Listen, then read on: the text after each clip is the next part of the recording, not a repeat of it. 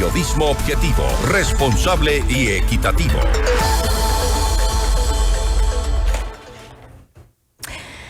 Quito, la capital del Ecuador, cumple 489 años de fundación este miércoles. En estos momentos se lleva a cabo justamente la sesión solemne con la presencia del presidente Daniel Noboa, el alcalde Pavel Muñoz y demás autoridades. Vamos más allá de la noticia. Notimundo Estelar en FM Mundo con María del Carmen Álvarez. Y nos acompaña a esta hora el doctor Enrique Ayala Mora, historiador. Muy buenas noches, doctor Ayala Mora. Gracias por estar junto a nosotros. Le saluda María del Carmen Álvarez. Mucho gusto, muy buenas noches. ¡Viva Quito! Pues no estamos en estos momentos de fiestas, los chagas emocionados. ¡Viva Quito! Claro que sí. Tantos años y que queremos celebrarla como se merece.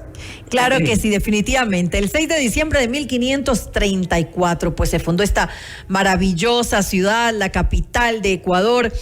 Han pasado ya, como lo dijimos al inicio de esta entrevista, 489 años. Y ahora, el día de hoy, celebramos un año más de la fundación. ¿Qué podemos destacar en todo caso de su historia, de su cultura? Porque es sin lugar a dudas, una de las ciudades más ricas en cultura en América Latina. Efectivamente, pero comencemos aclarando que Quito no fue fundada de ninguna manera un 6 de diciembre de 1534. Claro, también se considera que es en agosto, ¿no? Claro, de lo primero, ya este espacio que hoy es el Gran Quito estaba ocupado por pueblos hace miles de años. Incluso no basta ver precisamente los sitios arqueológicos de Cotocollao, de la Florida, para darnos cuenta de que Quito ya tenía habitantes. El centro histórico de Quito, lo que hoy llamamos centro histórico de Quito, ya era un espacio urbanizado en tiempo de los incas. Fue precisamente Huayna Cápac y luego Atahualpa quienes lo construyeron, y esa ciudad ya existía como tal, como ciudad. De manera que mal puede fundarse una ciudad que ya existe. Usted entonces, doctor Ayala, usted de los que piensa de los historiadores, porque tenemos dos vertientes de historiadores, ¿no? Quienes sí consideran el 6 de diciembre como la fecha de fundación, pero también hay quienes consideran el 28 de agosto, me parece, que fue fundada. Yo no conozco ningún historiador que diga que Quito ha sido fundado el 6 de diciembre. El 6 de diciembre, ¿no? No conozco ninguno.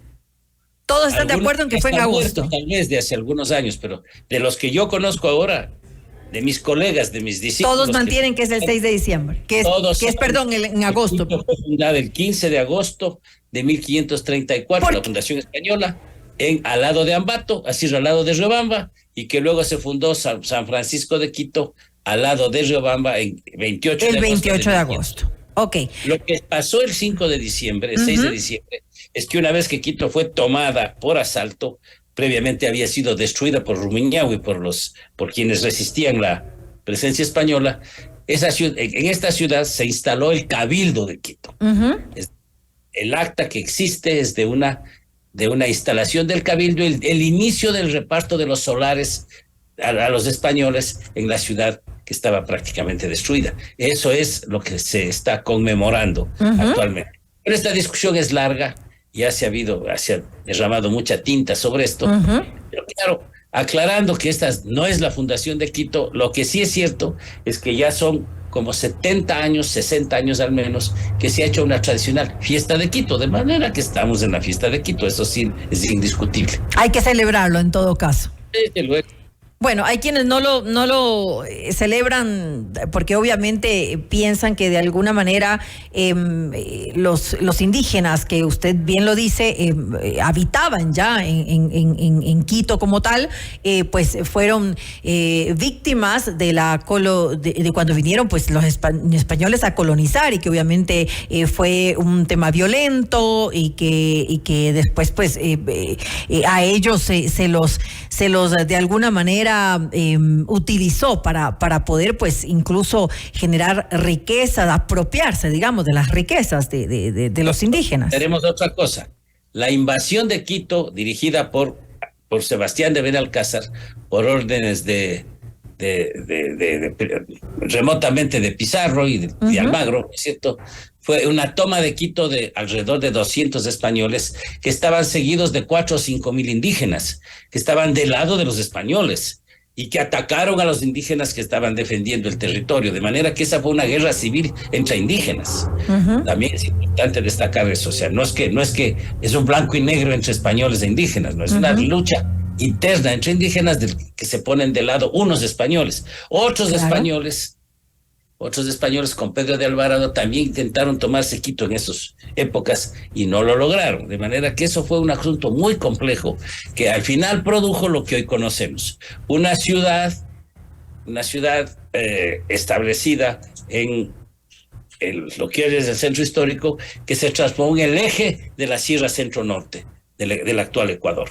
Esa ciudad pues fue la sede de una audiencia, primero la sede de una gobernación, luego de un obispado y luego de una audiencia que se transformaron en el eje de este centro administrativo que se llamó Real Audiencia de Quito desde 1563. Ahora, ¿qué podemos destacar culturalmente de la ciudad de Quito? ¿Cuáles son esos matices que podemos resaltar? Bueno, Quito fue un centro cultural importante porque fue el espacio en donde se dio un proceso muy fuerte de evangelización indígena y de asentamiento español. Y curiosamente ya en la fundación, así llamada Fundación de Quito, en el acta de instalación del Cabildo ya hay 2 negros, ¿no? Por si acaso. O sea, Quito ya fue multicultural desde sus primeros tiempos. Lo importante es que, ¿qué es la cultura de Quito? La cultura de Quito fundamentalmente se expresa en la forma más sofisticada, más visible, que es la religión, ¿no es cierto? Quito es una ciudad que tiene una serie de construcciones religiosas, sobre todo religiosas, muy destacables, las ciudades, los conventos, los monasterios, en donde no solamente viven sacerdotes, están transmitiendo el mensaje cristiano, a veces un mensaje humanitario, de paz, de justicia, y otras veces un mensaje justificador de la colonización. No hay que olvidarse de eso. Pero sin embargo ahí están pues las obras físicas de arte, que son producto de artesanos mestizos, de artesanos indígenas, pero fundamentalmente de artistas mestizos que desde el principio ya se destacaron en Quito, ¿no es cierto? Durante 3 siglos Quito fue un espacio de producción artística enormemente importante, no solamente de la parte arquitectónica como las iglesias o de la plástica, que son los grandes conjuntos de pintura, sino también de música. Quito era una ciudad donde se producía mucha música y en donde, claro, también se produjo literatura escrita. La mayor parte se ha perdido, por desgracia. Pero Quito no es solamente un centro, una especie de mausoleo. Quito es una ciudad viva en la cual la gente, los quiteños y las quiteñas, pues desde los primeros días se dedican a vender en el mercado, a traer alimentos y a traer otros productos en animales para venderlos. El primer mercado se establece en lo que hoy es la Plaza Grande. Ahí funcionó durante muchos años el mercado de Quito. Al frente de ello estaban las casas de la audiencia, ¿no? Lo que hoy llamamos el Palacio de Gobierno. Y también el local del Cabildo, que ahora ocupa pues, es Palacio Municipal con la catedral al un lado y al otro lado el Palacio del Arzobispo, ¿no? Ese es ese Quito. Ahora ese Quito pues es un Quito por un lado de una cultura importante, de una cultura, no solamente de una cultura si se quiere dominante, sino también una riqueza cultural generada por los sectores indígenas, por los sectores subalternos de artesanos, mestizos, que es importante, sino que también pues Quito es un centro que irradia cultura hacia el resto de otras ciudades. Usted va a Cartagena de Indias y bueno, esa ciudad tradicional, conozco. Vamos a visitar las iglesias de Cartagena de Indias, una de las joyas de la corona española en tiempos de la colonia. Abre usted las iglesias y se encuentra con una serie de obras de arte producidas en Quito. Una exportadora neta de arte, que ahora ya tiene mucho menos importancia eso, pero en una época tuvo mucho peso ese hecho. Entonces Quito es una ciudad que además llegó a tener 3 universidades. La primera, la de San Fulgencio, fundada en 1586, luego la Universidad de San Gregorio Magno, fundada en 1720 y tantos, y luego la Universidad de Santo Tomás de Aquino, que era de los dominicos, la última, que esa pues es la que ahora subsiste, porque cambiada de administración, la Universidad de Santo Tomás de Aquino, de Santo Tomás de Aquino, es la universidad que estableció la audiencia después de la expulsión de los jesuitas a fines del siglo XVIII, y es la que dio origen a la actual Universidad Central, que sigue llamándose de Santo Tomás de Aquino, ¿no? El patrono de la Universidad Central es Santo Tomás de Aquino. Pues el centro de cultura más importante del espacio fue la universidad. Está todavía funcionando ahí. Entonces, no solo los talleres de producción artística, sino la universidad. Y luego, claro, en el siglo XIX esos se van añadiendo grandes laboratorios que se van gestando, y sobre todo en tiempos de García Moreno, la creación de la Politécnica y del Observatorio Astronómico, ¿no es cierto? Y luego la producción que viene de las obras de historiografía, de geografía, de medicina, que se han producido también en Quito. O sea, Quito ha sido un centro importante de producción cultural y sigue siendo hasta ahora. Yo siempre he sostenido que Quito debe tratar de ubicarse como uno de los ejes culturales más importantes del área andina. Quito tiene una infraestructura universitaria envidiable, por ejemplo, ¿no? Muy buena, y eso pues permite que gente que viene de otros países pueda estudiar aquí. Desgraciadamente ahora es Quito demasiado caro para las personas por estar dolarizada el país, y eso ha impedido que gente venga. Es una ciudad costosa, sin lugar a dudas. Es un centro de irradiación de conocimiento tradicional. Ahora, Quito también ha tenido un fuerte componente político, ¿no? ¿Cómo ha repercutido esto en nuestra sociedad, en los ciudadanos quiteños? Bueno, en primer lugar, Quito ha sido una ciudad, llamémoslo, politizada. Ya desde la época inca era un centro de poder, se consolidó eso con la gobernación, el obispado, la audiencia. Entonces Quito fue un espacio pues en el cual las personas que se dedicaban a la vida pública tenían una acción inmediata. Quito es una ciudad de conspiradores, a tal punto que una de las primeras conspiraciones que hubo contra la corona española fue en Quito, la Revolución de Quito de 1809. Pero antes Quito había sido ya una ciudad levantisca, una ciudad que había protagonizado grandes levantamientos como el de las alcabalas, el de los estancos.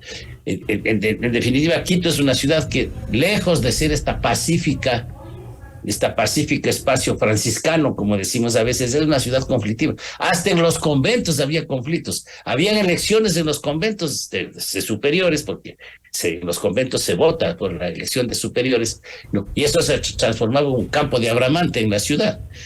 Incluso se cuenta la historia que la única vez que hubo huelga de seminaristas, los miembros del seminario hicieron huelga al obispo, fue cuando el obispo les prohibió asistir a la corrida de toros. En fin, ese Quito diverso, ese Quito picaresco, es el que ahora estamos celebrando. Y ese Quito, claro, y terriblemente político. Quito nunca se dejó arrebatar la condición de la ciudad capital del Ecuador. Ni siquiera hubo intentos de cambiarla, ¿no? Cuando no era la más grande, porque ahora es la más grande ciudad. A los ciento y tantos años, 150 años, porque Quito fue la ciudad más grande cuando se fundó el Ecuador, luego de la Cuenca y luego Guayaquil, pero Guayaquil le ganó muy pronto y se transformó en la ciudad más grande del país durante todo este tiempo, hasta que ahora ha vuelto a Quito a ser la ciudad más grande del país. Según el censo poblacional del 2022, otra vez Guayaquil ha tomado la delantera, pero con muy poco, ¿no? Creo que son 70,000 habitantes de diferencia, de más que tiene ahora en el último censo Guayaquil, pero es mínimo. Lo que pasa es que el complejo urbano de Quito, que también incluye Rumiñahui, es precisamente mayor que Guayaquil, ¿no?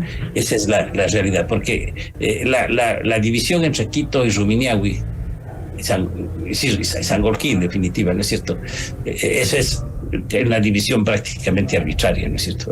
Legalmente Guayaquil sigue siendo, eso lo conocemos, vimos el último censo. Así pero es. El espacio quiteño se ha crecido enormemente, y eso es un dato de la realidad, ¿no es cierto? Ahora, no es importante que la ciudad sea más grande o más pequeña, el problema es cuántos problemas tiene.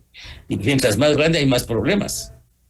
Ahora, usted hace un momento hablaba de que Quito siempre ha sido una ciudad de conspiradores por estas revueltas que se habían dado. Sin embargo, considera que tal vez ese es uno de los aspectos de esos cambios que se han dado en el transcurso del tiempo, porque pareciera ya que Quito es un poco más pacífico, ¿no?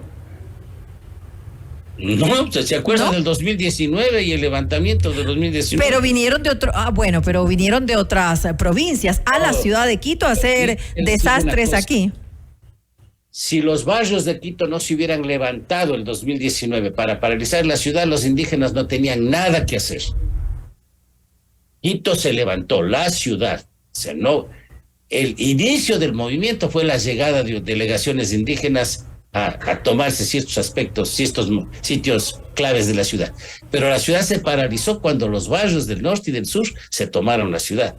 Fue un acto, no debe en esto caber la menor duda de que esa ciudad levantisca, esa ciudad protestona de Quito, tuvo hasta hace muy poco una actitud. No se olvide además cómo cayó Bucarán, cómo cayó... eso sí, claro, cómo olvidarnos de eso, por supuesto. Acciones del pueblo de Quito, ¿no? De este pueblo politizado, de este pueblo que está opinando sobre la vida pública, que se está quejando permanentemente, que si no tiene poder, al menos tiene la capacidad de protestar. Eso es una característica muy importante de esta ciudad. Me decían ahora por interno justamente que Quito pone y saca presidentes. ¿Es así? Aquí en el país el que pone y saca presidentes es el ejército o las Fuerzas Armadas. No hay ninguna otra fuerza que en el país pueda cambiar de facto un presidente si es que las Fuerzas Armadas no deciden aceptar o rechazar esa posibilidad. Ahora, no lo hacen en frío. Cuando la ciudad de Quito está agitada, cuando hay momentos de crisis, cuando hay momentos de enfrentamiento, de violencia, ahí los militares terminan definiendo. O sea, hay una combinación de una ciudad de Quito que puede movilizarse, que puede agitarse para tumbar un gobierno, y la presencia oportuna de los militares que terminan resolviendo si ese gobierno se va o se queda. Ahora, ¿cómo se ve al Quito actual y al Quito del futuro, no? ¿Cómo podemos verlo? No solamente como ciudad, porque además cada día crece poblacionalmente y está creciendo hacia los lados, ¿no? Hacia los valles. ¿Cómo se ve eso? ¿Cómo se va a ir agrandando pues esta ciudad? Y además eso, el componente político que tiene, culturalmente hablando, ¿cómo vemos a la ciudad de Quito? Bueno, Quito... Lo que hay que aclarar, Quito es una expresión del país. Por lo tanto, es una expresión de la enorme diversidad del Ecuador. Quito es una ciudad muy compleja, precisamente porque es producto no solamente de la vieja poblamiento quiteño, que existe, hay familias de Quito que están desde el siglo XVI, hay comunidades indígenas aledañas a Quito que están aquí 1000 años. Eso es clarísimo, son la continuidad. Pero todos los migrantes que vienen, toda la gente que termina movilizándose hacia Quito y va haciendo crecer la ciudad en forma a veces desproporcionada, sin servicios, pues esa gente es muy diversa. Entonces, el Quito no tiene una sola identidad. El Quito del centro histórico tiene una visión muy definida de lo que entendemos por Quito. Pero de ahí, qué sé yo, ya el Quito de Guamaní o el Quito que está ya... porque también es Quito el valle, ¿no es cierto? Ya es claro que sí. Esa diversidad de Quito, pues, la hace, por un lado, una metrópoli, una ciudad compleja, una ciudad de gran integración diversa, pero también le hace, pues, una ciudad con grandes problemas, con grandes dificultades, que a los problemas tradicionales de Quito, que son el empleo y la vivienda, entendida la vivienda no solamente como el espacio para la vivienda, sino también los servicios. A esos problemas tradicionales se ha añadido, como todos sabemos, un problema de seguridad que ha hecho crisis en el país. Y entonces, pues, Quito es una ciudad que está atormentada por el problema de la inseguridad, generada no en la violencia común, no en la delincuencia común, que en Quito ha habido siempre y que, digamos, ha sido más o menos controlada, sino una violencia generada desde mafias, desde grandes poderes internacionales contra los cuales hay que enfrentarse de otra manera y para los cuales las soluciones son nada fáciles, ¿no es cierto? Ni para este gobierno ni para nadie. Y en cuanto al futuro, bueno, Yo soy entrenado para explicar el pasado, yo soy historiador, pero era que cuando vivía todavía la Guga Ayala, no sé si claro que sí. Sí. Cuando yo me llamo Enrique Ayala y soy historiador. No me preguntan sobre el pasado, vayan donde la Guga Ayala a ver que les preduzca el futuro. Ya se murió la Guga Ayala, ya no tengo nada de quién recomendar. Tal vez algún encuestador. Pues. Puede ser, probablemente. Ahora, los alcaldes de Quito. ¿Han sido merecedores los alcaldes de Quito de llegar a esa dignidad? Ya, quiero decirle una cosa. La administración de Quito, desde que tenía presidente del Consejo, porque hasta 1946 en Ecuador las capitales tenían un Consejo Municipal que elegía cada año un presidente. ¿No es cierto? Quito ha tenido, por lo general, administraciones bastante eficientes, buenas. Antes. Eso no... Entonces... Lo que pasa, y de ahí, cuando el Quito ya comienza a crecer muy significativamente desde fines del siglo XIX, Quito también se va volviendo más compleja. Pero los alcaldes de Quito comienzan pues en 1946, 46 y 47. Quiero decirles, sin embargo, que todavía no se ha superado al primer alcalde de Quito, que desde el punto de vista de la historia y de la justicia, Jacinto Gijón Camaño ha sido el mejor alcalde que tuvo Quito. Eso no cabe duda. Ha tenido buenos. Yo recuerdo a Sisto Durán Ballén, por ejemplo. Mencionemos algunos de los buenos alcaldes que ha tenido esta ciudad. Alcaldes. En general, Quito ha tenido administraciones bastante aceptables, diría yo. No hemos llegado a extremos de alcaldes que sean desastrosos, yo creo, no conozco. Ha habido más buenos y más malos. Lo que sí hay es una administración municipal cada vez más pesada, cada vez más ineficiente, cada vez más con un sentido de bloquear todo, el miedo a la Contraloría, el sentido del poder de la burocracia y la corrupción hacen que el municipio de Quito sea un elefante blanco difícil de mover. Más que juzgar la operatividad, la acción individual de los alcaldes, que podemos hacerlo y pensando con los nombres incluso, unos más buenos y otros menos. No sí, tanto, algunos que mejor ni mencionemos aquí. Pero eso que la gente ya los ha calificado. Claro que sí. Pero lo que tenemos que decir es que esto no puede continuar. Es un desafío para cualquiera persona que venga. No puede haber un municipio tan pesado, tan ineficiente. Esto sí es una queja que usted va a encontrar en todas partes. De acuerdo. Vaya usted a obtener un permiso municipal para una construcción. Es casi una aventura, 2, 3 años, es una locura. Fíjese, ahora mismo hay quejas que estamos haciendo en mi barrio, por ejemplo, ¿no? Quejas de cobro excesivo de impuesto predial. No puede ser que a una casa, por más buena que sea, te cobren $40,000 de impuesto. Está mal calculado. Pobre señora viuda, además vecina nuestra de aquí, ya va como 3 años y no puede pagar porque no le solucionan un problema que a todo el mundo le dice, tiene razón, usted no puede pagar tanto, usted debería pagar al año unos $1,000, están cobrándole como 40,000. Sin embargo, nadie se atreve a tomar la decisión de decir, se le cambia el esquema de pago. Es decir, el problema de Quito, más que todo, me parece que es un problema seriamente burocrático. Y esto no depende de una persona ni de los concejales, sino de una administración que tiene que ser saneada. Además de un municipio carísimo. Claro que sí. Se va en personales muy grandes. Se lo ha recalcado en varias ocasiones. Es su administración. Sin lugar a dudas. Bueno, me quedo con esto. Hemos hecho un breve repaso del pasado de Quito y también un análisis del Quito actual. Para lo demás, la Guga Ayala, que ya no está, que nos hubiera dicho algo de lo que se espera para el futuro de la ciudad.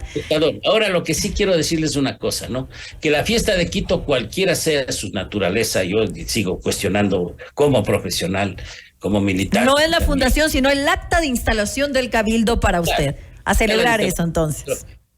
De todas maneras, las fiestas de Quito sí han servido para levantar el ánimo a la gente. Claro que sí. Yo creo que eso es importante. La gente sale, se divierte, va a las fiestas y, claro, de alguna manera pasa esta situación tan grave que tiene la pobreza, la corrupción y la inseguridad, ¿no es cierto? Pero aquí los quiteños y quiteñas, desafiando todo eso, han salido a festejar a la ciudad. Inyecta optimismo. Entonces, sí me parece que de todas maneras el lado positivo de las fiestas de Quito es que nos ha logrado levantar un poco el ánimo de este país decaído. De acuerdo. no cree en el futuro. Yo creo que las fiestas de Quito y las de las otras ciudades, pero las fiestas de Quito en especial, pueden llevarnos a ser optimistas. Yo creo que hay que continuar siendo optimistas. Hay que celebrarla sin lugar a dudas y que viva Quito, pues. Así pues, ya le digo, yo tengo ya de Chagra viviendo en Quito desde 1968. Ya, yo tengo, le iba a mostrar, pero no, llegué inmediatamente que nos conectamos. Le iba a mostrar mi pasaporte de Chagra de tercera que tengo todavía, que me dieron hace unos 30 años. Bueno, en todo caso. A los Chagras para poder circular. En todo caso, bueno, yo también más o menos ya tengo muchos años viviendo aquí. No soy de esta ciudad, pero la siento como mía porque me ha adoptado durante muchísimos años. Así que a celebrarla sin lugar a dudas. Le quiero agradecer al doctor Enrique Ayala Mora, historiador, por habernos acompañado en este espacio. Buenas noches. Muy buenas noches.